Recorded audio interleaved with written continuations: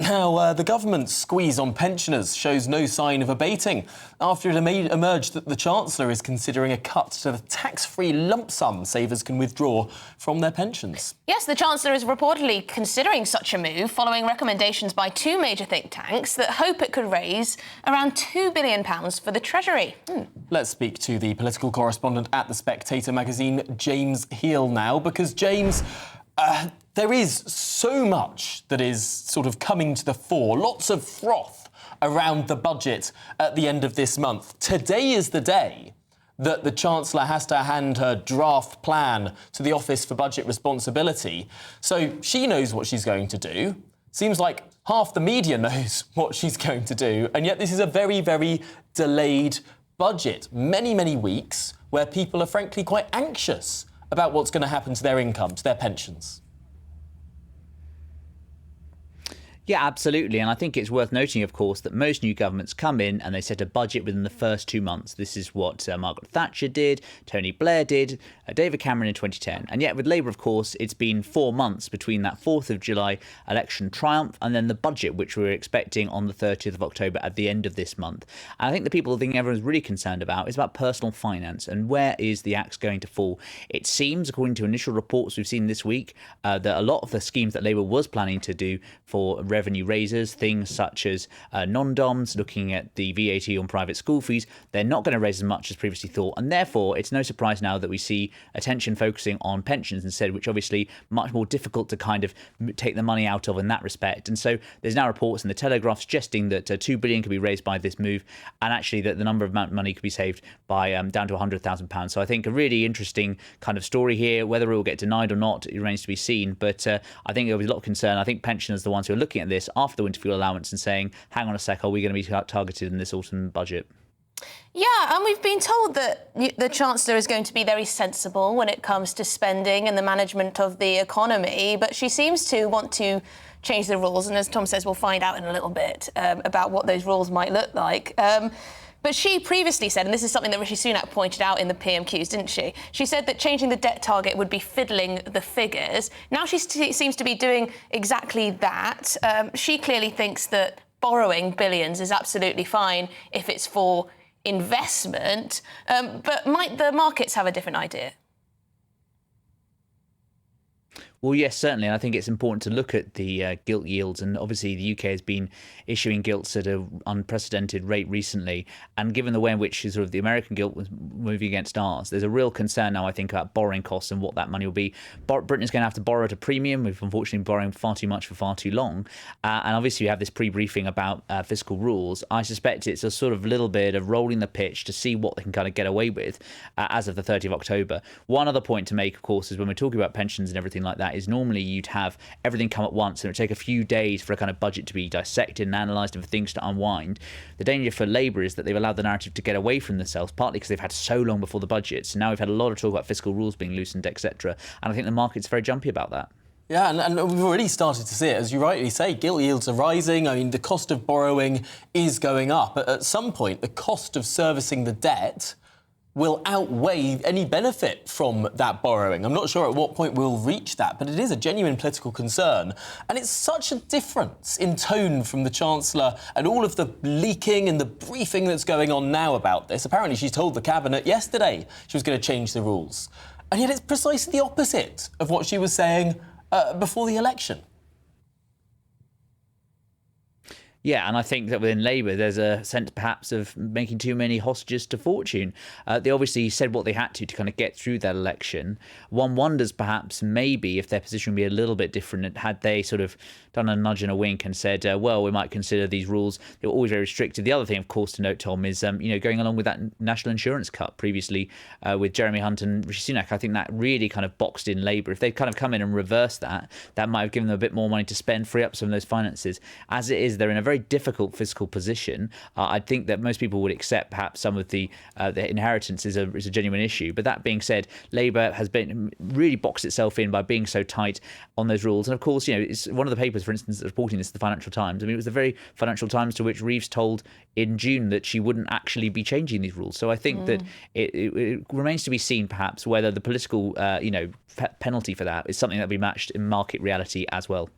Now, James, as a political journalist, you were at PMQs in the room. It's always a little bit different when you're actually there to see everyone's reactions and how things are going down.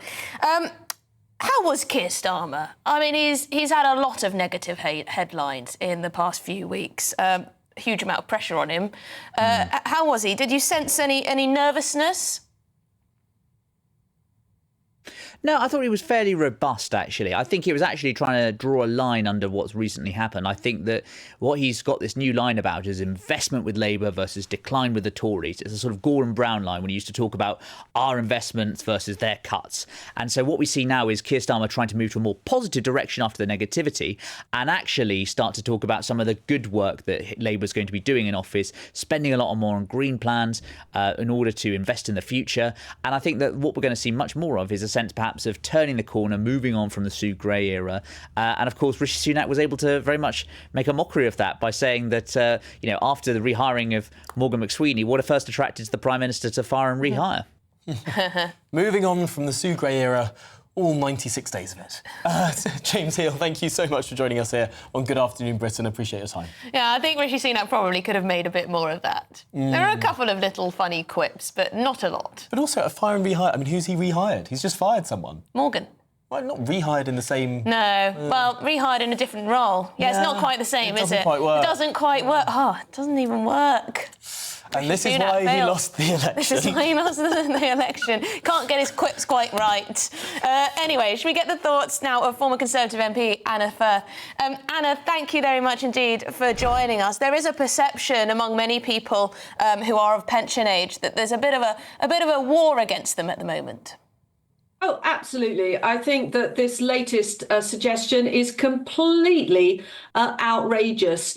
Coming on the back of stripping pensioners of their winter fuel allowance, it's absolutely clear that this government is hell-bent on penalising pensioners and now penalising savers as well.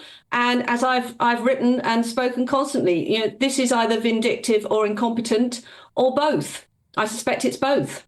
It is astonishing to see how many marginal constituencies this will actually affect. Places with the highest number of pensioners and particularly things like the winter fuel allowance and now this pension withdrawal limit. I mean, is this just really bad politics? The seat you represented up until this summer has a very high number of pensioners, for example.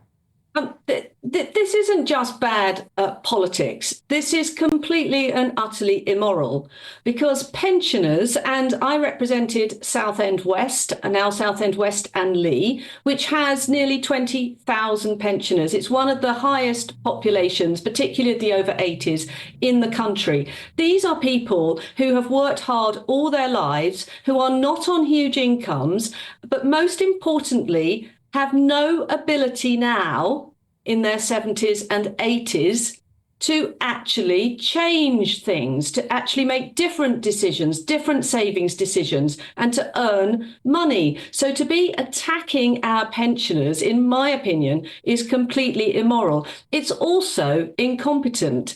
Because just take the winter fuel allowance, we know that if all the pensioners who are actually entitled to that went through the bureaucratic nightmare of claiming their pension credit, this government would not only save no money, it would actually cost it money, the same amount again, just to pay people the pension credit that they're actually due, but which they don't claim because they can make amends by getting their winter fuel allowance. But this additional potential attack on people's pensions is completely outrageous. This is effectively the government changing the goalposts long after the game has been played and thinking that it can just reach its greedy fingers into people's pension pots.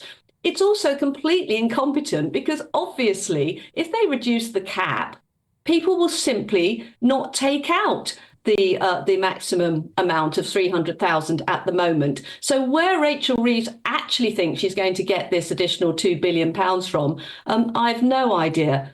We all know what this is about.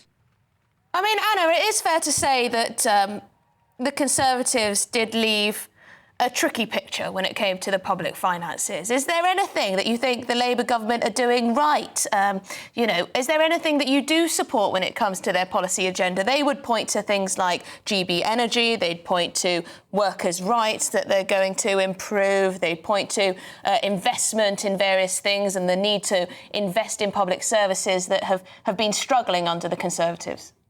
Well, I'm sorry, I would take issue with the premise of your question, because actually the Conservatives left this Labour government with a very decent inheritance, with an economy that is growing at the fastest rate in the G7. The 22 billion black hole that they have made up, let's not forget, is a black hole that neither the Treasury or the independent body for budgetary forecasting, the IBR, has actually been able to identify. What this is actually about is the Labour government scrabbling around to find the £10 billion that they've actually paid out in inflation-busting pay rises to train drivers and to doctors. So, no, I'm sorry, I don't accept that they have inherited a tricky financial situation. Yes, of course. In fact, inflation, remember, was down to target levels when they took over the reins of government. So, no, I don't accept that they're making the right decisions. And at the moment, I think we're seeing the most incompetent Labour government that, well, certainly in my lifetime. Well, Anna Firth, former Conservative MP, really appreciate your time and your thoughts. Thanks for joining us. Thank you very much indeed. I think they've certainly got some PR to do when it comes to people at pension age, that's for sure. Yeah, and if there's one group of people in this country who are guaranteed to vote, who are a politically powerful constituency, it's the grey vote.